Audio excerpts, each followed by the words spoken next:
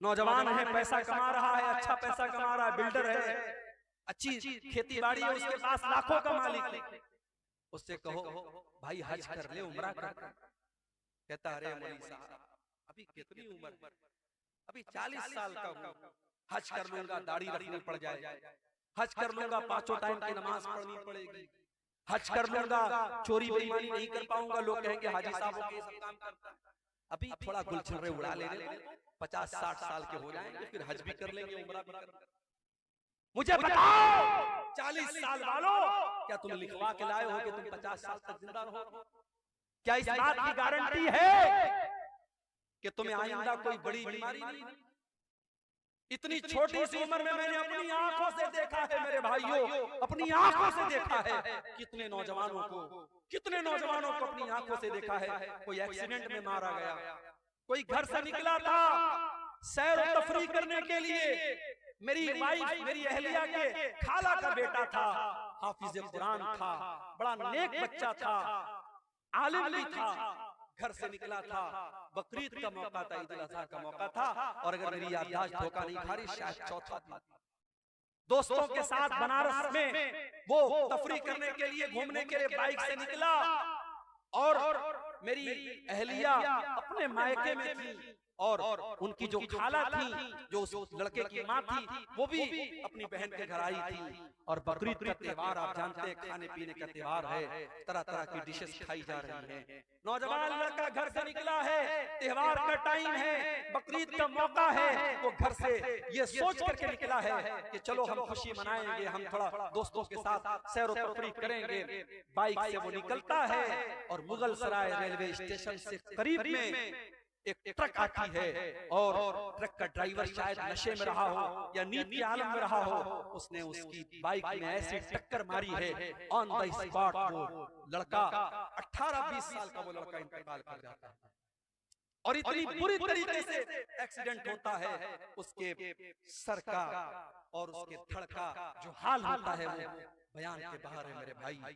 और त्योहार का मौका है, जब लाश घर में आती है और माँ बाप उसकी लाश को देखते हैं मेरे भाई, माँ बाप की आंखों से आंसू निकलते हैं। खुशी का त्योहार और खुशी का मौका गम में तब्दील हो जाता है मेरे भाइयों।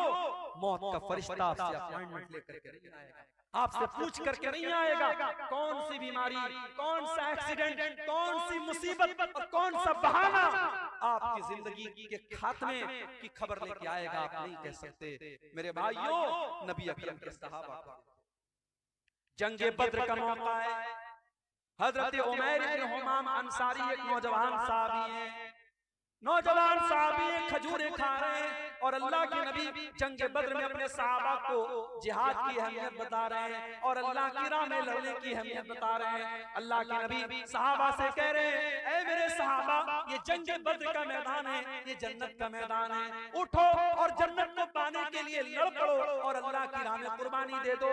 हजरत उमैर इब्न हुमाम कहते हैं, ऐ अल्लाह के नबी, अल्लाह के नबी, क्या जन्नत इतनी बड़ी है कि जन्नत की चौड़ाई आसमान और जमीन के बराबर है? अल्लाह के नबी फरमाते हैं कि हाँ हाँ ऐ उमैर, जन्नत की चौड़ाई तो इतनी है। वो कहते हैं बक्खिन बक्खिन, क्या बात है, क्या बात है? अल्लाह के नबी फरमाते हैं, ऐ उमैर तुम ऐसा क्यों कह रहे हो? कहते हैं अल्लाह के नबी, इन्नी लअरजू, मैं उम्मीद करता हूँ कि मैं भी जन्नत में चला जाऊं। आपने फरमाया, हाँ ऐ उमैर, अगर तुम अल्लाह की राह में लड़ते लड़ते शहीद हो जाओगे तो तुम भी उसी जन्नत के हकदार बनोगे।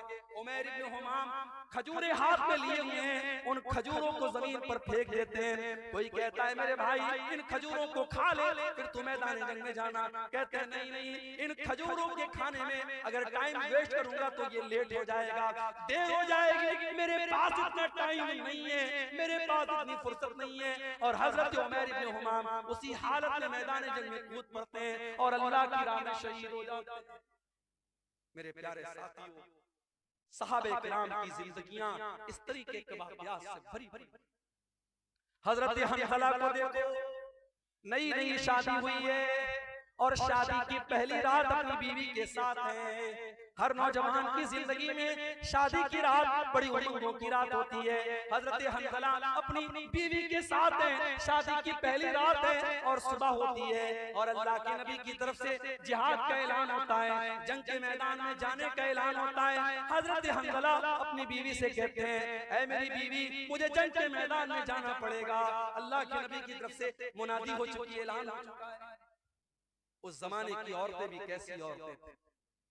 आज के दौर की औरतें दीन के नाम पर कोई गैरत नहीं है उनकी। शौहर अगर दीन के नाम पर अपनी बीवी से किसी कुर्बानी का मुतालबा करे तो बीवी दीन के नाम पर कोई कुर्बानी देने को तैयार है। दुनिया के नाम पर हर कुर्बानी तैयार है। अभी मैं भागलपुर से पूर्णिया आ रहा था, 4-5 नौजवान आपके इसी पूर्णिया के, कोई 22 का है, कोई कहीं का है, कोई कहीं का है, देखा सब मुंबई से आ रहे हैं।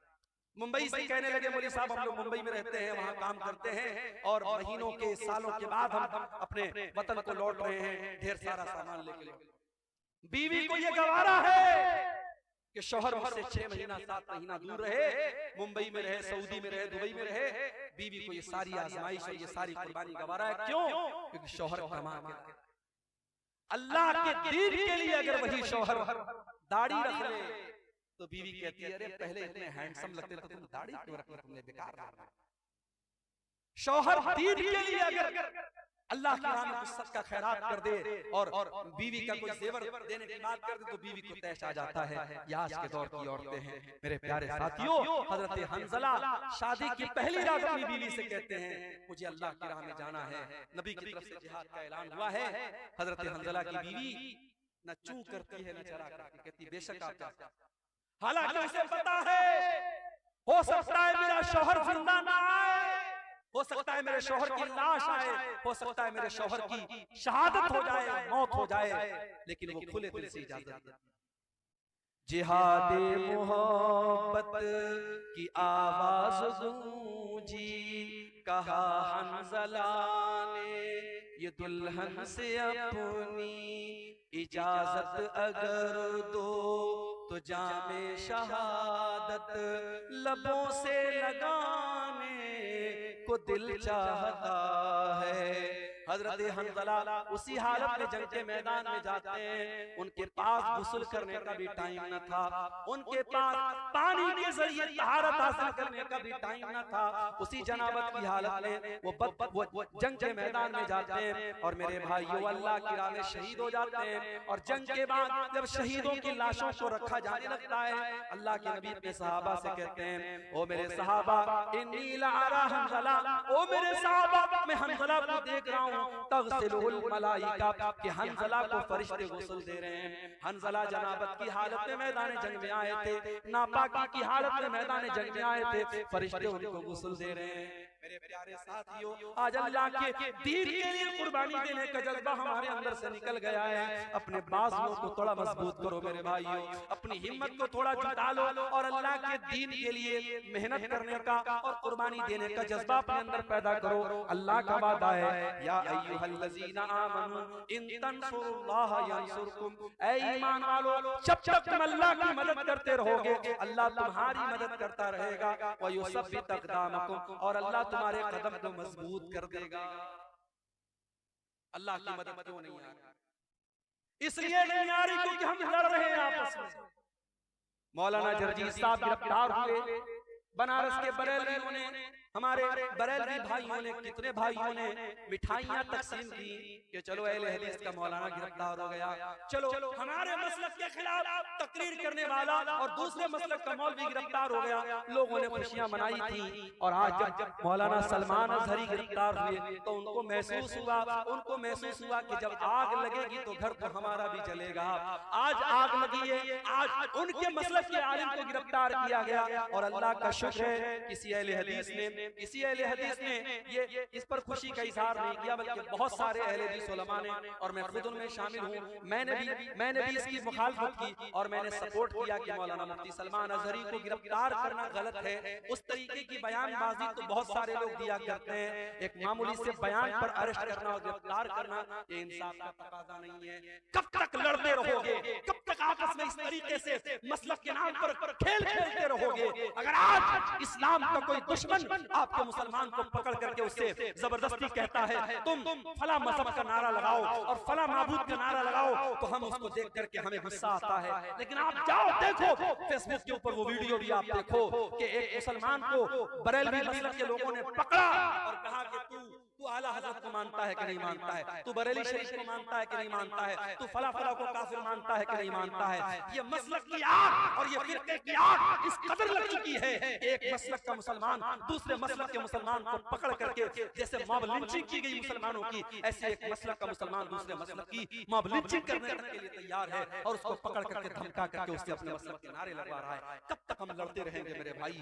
आज पानी सर से ऊंचा जा चुका है। जब हमारा दुश्मन मसलक की बुनियाद पर और फिरके की बुनियाद पर हमारे दरमियान कोई तफरीक नहीं करता, तो हम और आप अपने आप को तफरीक में क्यों बांटते हैं? आओ शीशा पिलाई हुई दीवार बन जाओ। और मैं बड़ी खुशी के साथ कहता हूं, मैं पक्का सलफियुल मसलक अल्हम्दुलिल्लाह हूं और बनारस के जामिया सलफिया जो हमारी जमात का मरकजी इदारा है वहां से मैंने तालीम हासिल की है। लेकिन आज अल्लाह का शुक्र है, फेसबुक पे ऊपर आप देख लें, यूट्यूब के ऊपर आप देख लें, बड़ी तादाद में हमारे बरेलवी भाई, हमारे देवबंदी भाई भी मेरी तकरीरों को सुनते हैं। और यही मेराज का, शबे मेराज का मौका था जिसको आमतौर से लोग शबे मेराज मानते हैं। हालांकि हमारा ये अकीदा नहीं है, हम ये तो मानते हैं कि अल्लाह के नबी को मेराज हुई, मगर मेराज कौन सी रात हुई, कौन से महीने में हुई, ये कंफर्मेशन हमें हदीसों की रोशनी में नहीं मिलता। लेकिन आमतौर से लोग 27 रजब को शबे मेराज मानते हैं कि उसी रात में मेराज हुई। बनारस से 100 किलोमीटर दूर, बनारस से 100 किलोमीटर दूर एक जगह पड़ती है मछली शहर, वहां पर बरेलवी भाई हर साल प्रोग्राम कराते हैं मेराजुल नबी के नाम पर। आप यूट्यूब पर जाके देख ले, वहां मुझे तकरीर का मौका दिया। बरेलवियों का मजमा है, उनके नारे लग रहे हैं, उनके उलमा बैठे हैं वहां पर। अल्हम्दुलिल्लाह मैंने तकरीर की और कुरान और हदीस की रोशनी में की, और जो सही बात है, जो किताब और सुन्नत की बात है, वो मैंने बयान की। मेरे भाइयों, हम चाहते हैं कि ऐसा माहौल बने, एक दूसरे का एहतराम हम करना सीखें, एक दूसरे के उलमा का एहतराम करना हम सीखें। हमारे जो इख्तिलाफात हैं हम एक दायरे में रह करके उसको हल कर सकते हैं। लेकिन आज मसलक खेलने का टाइम नहीं है मेरे भाई। हमारी तारीख ये बताती है, अंदलुस जैसा मुल्क मुसलमानों से खाली हो गया, वहाँ की मस्जिदों को अस्तबल बना दिया गया, वहाँ की मस्जिदों में दास के अड्डे और शराब के अड्डे बन गए। क्यों? जाओ इतिहास उठा के देखो, तारीख उठा के देखो, अंदलुस के मुसलमान आपस में लड़ पड़े, छोटी छोटी रियासतें कायम हो गई, अंदलुस के अलग अलग इलाके में छोटी छोटी हुकूमतें कायम हो गई। और जब दुश्मन ने हमला किया, दुश्मन का साथ अपने मुसलमान भाई के खिलाफ दिया उन लोगों ने, नतीजा ये निकला अंदलुस के अंदर से मुसलमान खत्म हो गए। और आज आप अंदलुस में देखिए, तलाश करना पड़ेगा, दूर दूर तक आपको कोई मस्जिद नहीं मिलेगी, कोई मुसलमान नहीं मिलेगा। मेरे भाइयों, अगर हम इस तारीख से अपने आप को बचाना चाहते हैं, हमें अपने अंदर इत्तेहाद पैदा करना पड़ेगा, यूनिटी पैदा करना पड़ेगा, इत्तेहाद पैदा करना पड़ेगा। और जब हम इत्तेहाद की बात करते हैं तो माफ कीजिए, हर चीज में इत्तेहाद की बात आती है। आगे मुल्क में हुक्मरानी किसकी होगी, मुल्क के इक़्तिदार पर कौन बैठेगा, हम डिसाइड तो नहीं कर सकते कौन बैठेगा, मगर हम ये तो बता सकते हैं कि हम मुसलमान इस मुल्क में हम मुत्तहिद होकर के हम वोटिंग करते हैं। आने वाले इलेक्शन के मौके पर भी आप अपने वोट के जरिए ऐसी ताकतों को आप अपना वोट दीजिए जिनके बारे में आपको ये लगता है कि हाँ, ये मुल्क में अमन चैन और सुकून को बढ़ावा देगी, और ऐसी ताकतों को नाकाम कीजिए जो मुल्क के माहौल में नफरत का जहर घोलना चाहती हैं। मेरे भाइयों, हमें और आपको अपने अंदर इत्तेहाद पैदा करना पड़ेगा। कुरान क्या कहता है, वातसिमू बिहब्लिल्लाहि जमीआ, ऐ ईमान वालों तुम अल्लाह की रस्सी को मिलकर के थाम लो, वला तफर्रकू, और आपस में तुम फिरकों में न बंटो, वज़कुरू नेमतल्लाहि अलैकुम, और ऐ ईमान वालों तुम अल्लाह की नेमत को याद करो, इज़ कुंतुम आदान, जब तुम एक दूसरे के दुश्मन थे, फअल्लफ़ बैन क़ुलूबिकुम, अल्लाह ने अपने नबी को भेज करके तुम्हें भाई भाई बना दिया।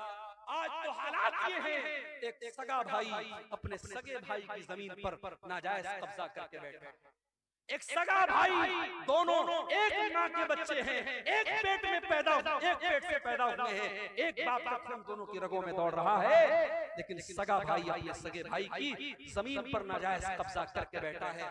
सगा भाई अपने भाई के खिलाफ अदालत में केस लड़ रहा है, और उसको मालूम है जमीन मेरी नहीं है, जायदाद मेरी नहीं है, मेरे भाई की है, मगर पैसे और जमीन और जायदाद की ऐसी लालच है, अपने भाई के खिलाफ केस लड़ रहा है।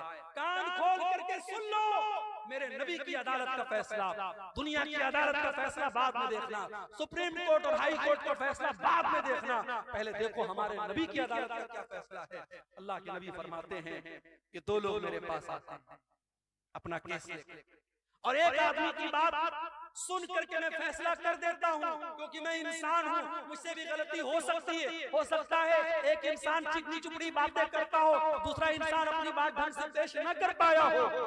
कान खोल करके सुन लो। अल्लाह के नबी फरमाते हैं अगर मैंने फैसला गलत कर दिया, जिसकी जमीन नहीं थी, जिसकी जायदाद नहीं थी, जिसका हिस्सा नहीं था, उसको मैंने दे दिया, फइन्नमा अक़तउ लहू क़ितअतम मिनन नार। कान खोल करके सुन लो, मैं उसको जमीन का टुकड़ा नहीं दे रहा हूँ, मैं उसको जहन्नम की आग का टुकड़ा दे रहा हूँ। ओ लोगों, अपने भाई की, अपनी बहन की जमीन आपने नाजायज तरीके से हथिया भी ली, आपने जमीन नहीं हथियाई, आपने बिल्डिंग नहीं ली, आपने घर नहीं लिया, आपने खेत नहीं लिया, आपने तो जहन्नम का टुकड़ा ले लिया, आपने तो बहुत बड़ा घाटे का सौदा कर लिया, घाटे का सौदा। मेरे भाइयों, कुरान कह रहा है कि मुत्तहिद हो जाओ, अल्लाह के बंदो भाई भाई बन जाओ। नबी के सहाबा भाई भाई बन करके रहे।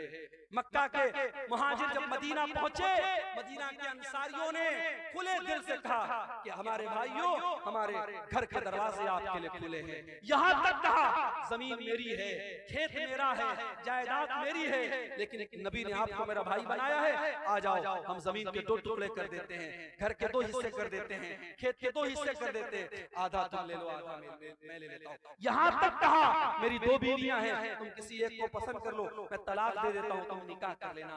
कुर्बानी और मोहब्बत की ये मिसाल पूरे इंसानी इतिहास में कभी नहीं मिलती। मेरे भाइयों, हम और आप अपने गांव में आराम से सो रहे हैं, हम अपने घर में बच्चों के साथ आराम से सो रहे, वहाँ फलस्तीन में डेली बमबारी हो रही है और छोटे छोटे बच्चे मारे जा रहे हैं, और ये यूएन की रिपोर्ट है, अक़वाम मुत्तहिदा की रिपोर्ट है, अब तक लाखों बच्चे गाजा के अंदर मारे जा चुके हैं, मासूम बच्चे मर रहे हैं, और हमें रात में आराम से नींद पर, बिस्तर पर नींद आ रही है। नहीं मेरे भाई, मुसलमान तो वो होता है चाहे फलस्तीन में उसका भाई मर रहा हो, चाहे दुनिया के किसी भी कोने में उसका भाई मर रहा हो, अपने भाई के मरने पर उसका दिल दुखी हो जाए, उसके कौम का कहीं बच्चा मारा जाए, उसको लगे मेरा बच्चा मर रहा है, कि कहीं किसी औरत की इज्जत टूटे, उसे लगे मेरी बहन की इज्जत टूट रही है, कहीं किसी का घर गिरे, उसे लगे मेरा घर गिर रहा है।